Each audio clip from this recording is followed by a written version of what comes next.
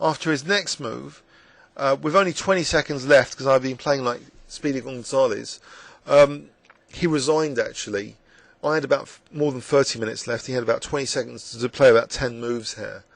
So I was really pleased with the win, but unfortunately the team as a whole, Barnet got murdered last night by Watford 2. So it was our first defeat as a team in the league season, in the Hearts League. Okay, so here, how would I carry on?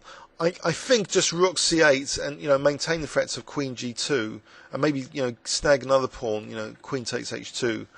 I don't need to do anything that clever. I think as long as I avoid my king getting in trouble. Something like Rook C8 is really it's just dire and unpleasant for White in this position. Okay, so let's have a look at in this game overview and summary. So I played this sort of surprise opening system instead of my normal King's Indian, which statistically I used to play heavily, but I try and play other stuff now. So as I say, mainly it's to avoid preparation, because in FIDE-rated tournaments everyone's got databases. If you keep playing your pet lines, you just get prepared against. It's good to sometimes have a bit of variety nowadays. Makes it harder to prepare against. So E4 is a very interesting gambit. Maybe knight F6 is better than F takes E4. And again, this is not great, this bishop G4. I was really asking for H3 and G4 here. So I'm sort of glad he played this move. It sort of gave me some chances to create some counterplay now. So knight C5, he took on E4, C6. So the queen is potentially a target. D5 is potentially weak.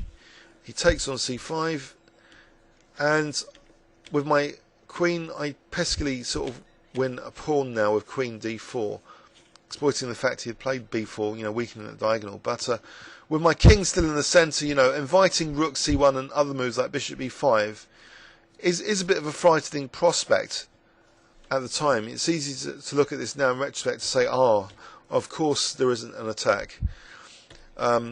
Bishop C4, so Queen takes G2.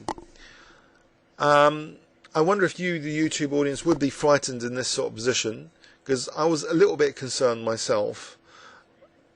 But after Bishop B5, King D8, I thought the king was difficult to get at, except for Queen F7, of course, because these resources are tied up. If White can bring these resources into the attack, that would be fine. He invades with the queen, but this attack thankfully is repulsable now. So maybe Bishop E7 is playable, inviting Rook C7, but this is even more accurate because it really tries to extinguish the resources themselves instead of parrying specific threats. So that's sometimes more fundamentally important for defending. I think Pert, when I lost to Pert, the Pert brothers, he said about that, actually trying to get rid of the attacking resources, as a sort of principle. So Rook C8 does that, doesn't just defend against the threat of Queen C7 mating. So and Bishop takes C8. I know it's a backward development move, but the bishop's still okay on C8. It can still come out later to play. Bishop G5, now Bishop E7. So I'm getting my development underway. I'm threatening Rook F8. The attack really, it needs more gas to run on than just these pieces here. So Queen B3. I play Knight E4. So forcing the issue now about getting more pieces off, which means my two pawns are starting to look more solid without my king going to be blown away by some horrible tactics. So Rook F1, and I've just weakened myself on the dark squares, so it's especially important to make sure Queen E3 to G5 doesn't happen in the future. So I take on G3 to stop any Queen E3s with this check of my own, and now I defend F7, and that's it. He'd resigned here. I hope you enjoyed this game, and please leave any comments or questions on YouTube. Thanks very much.